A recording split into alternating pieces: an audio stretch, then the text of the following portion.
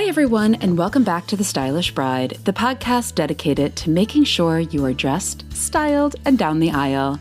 And I'm your host, Julie Sabatino, and today I'd like to talk about some tips that I can give to you on selecting the perfect wedding dress for a destination wedding.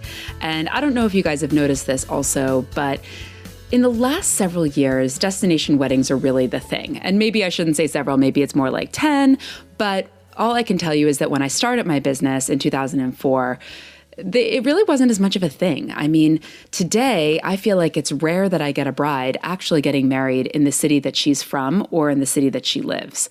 Of course, there are some, but it really seems that destination weddings have taken off, and in particular, European destination weddings. And maybe, I don't know, I have a theory that maybe that's because of Zika and no one wanted to go to the Caribbean anymore, or maybe it's because it's just so much more exotic and interesting and beautiful that people are able to do it.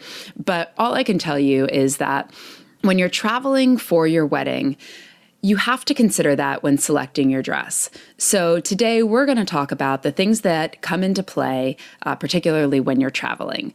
So the first one is the fabric. So there are a couple of things that you need to think about when selecting a wedding dress and what the fabric is going to be when you're traveling with it. And first, of course, is climate. I think that, of course, there's nothing worse than being hot on your wedding day. And when you have synthetic fibers in your dress, which is sometimes unavoidable, but when you have that, it's going to retain heat more.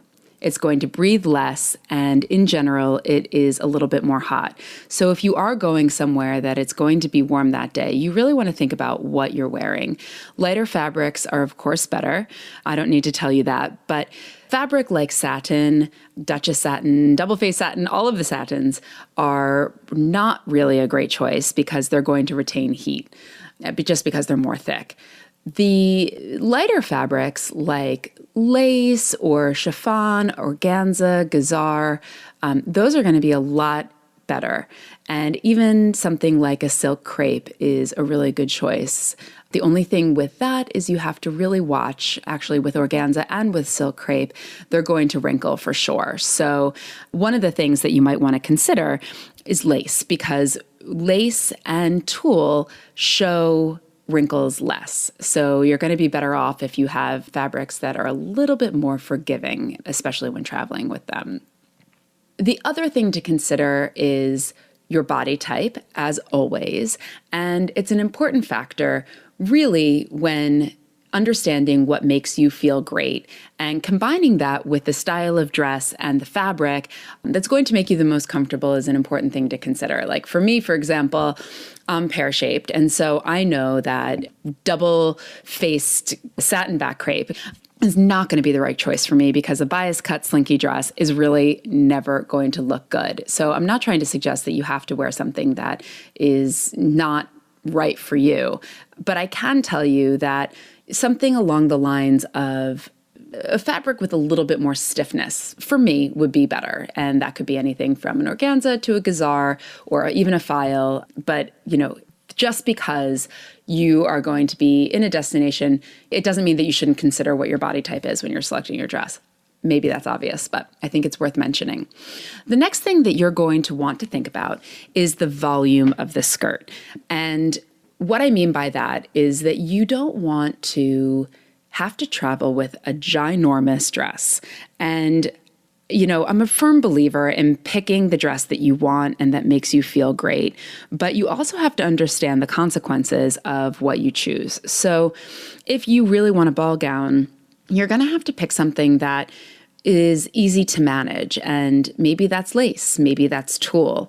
But the lighter it is, the happier you're going to be when you're traveling with it. Because remember, you've got to either ship this and put it in a giant box, or you have to take it on the plane with you, which is never fun, particularly when the dress is big. And I actually did an entire episode on how to travel with your wedding dress, and it was episode number 7, so you should definitely go back and check that out for a lot of tips on the best ways to transport your wedding dress and the cost-benefit analysis of each one, because at the end of the day, it's a personal choice. But anyway, back to the volume of your dress. So I think that you just need to remember that the more volume your skirt has, the heavier it's going to be, which not only makes it harder to travel with, but a lot more cumbersome to wear. So if you have your heart set on a full shape for going down the aisle, I would definitely take into consideration what the fabric is and just make sure that it's not too heavy. Another tip is matching the destination to the type of dress. And after personal style, I think that the venue has the largest influence on the dress you choose. And this is something that we talk a lot about in this podcast, but I think that you can get really specific. So, for example, there's many venues in New York City, and I am of the opinion that a dress that you choose to get married at the Rainbow Room in might not be the same that you choose to get married at the Botanical Gardens. Both are New York City weddings, but they all have a different feel to them based on the actual location. So when you're thinking about this, the actual location of the wedding, like I'm doing an amazing wedding in Lake Como in September.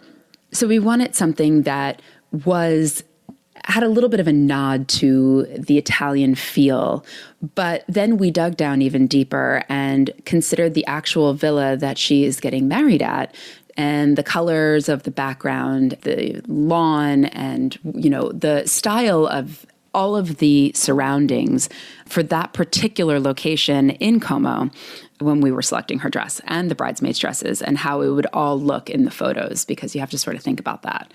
So definitely take into consideration not only the location, but the specific venue itself when selecting your dress. And lastly, a little piece of advice that I want to give you when you are getting married, whether it's at a destination or even in your hometown, but the wedding is going to be outside, it's really important when selecting your dress to see it in natural light. And I've had this recently, actually, with a bride who's getting married here in New York, but in an outside venue. And we originally saw a dress that she fell in love with at a showroom that didn't have any windows. And we were like, oh my gosh, this is beautiful. We love it. And then we saw the same exact dress again at a different salon. She tried it on, but there was a lot of natural light in the room, and she didn't like it at all. What we realized at that point was that the lace had a little bit of a blue tint to it that we didn't see when the light wasn't natural. We also didn't really like how there was shine in the lace and in the underlayer that we didn't notice before either. So whenever you can, try to make sure that you see your dress both in, I don't want to say artificial, but, regular light, because perhaps at your reception, you're going to have it dimmed and there's going to be a lot of candlelight, but you also want to see it in natural light because that's where your pictures are going to be. Even if you're not getting married outside, you're most likely going to try to take photos outside. So you really want to see how that looks and make sure that the color is not only one that you like, but that it's good on your skin and that it really is true to what you are looking at. So I hope that these tips were helpful on what to think about when selecting a destination wedding dress. And for more information, definitely check out my website. I'm getting ready to launch a brand new service that I am super excited about. It's going to be launching at the end of this week, and you can check it out on thestylishbride.com.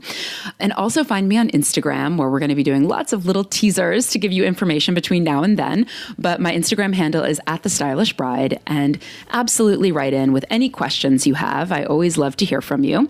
And make sure you subscribe to this podcast wherever you get your podcasts from.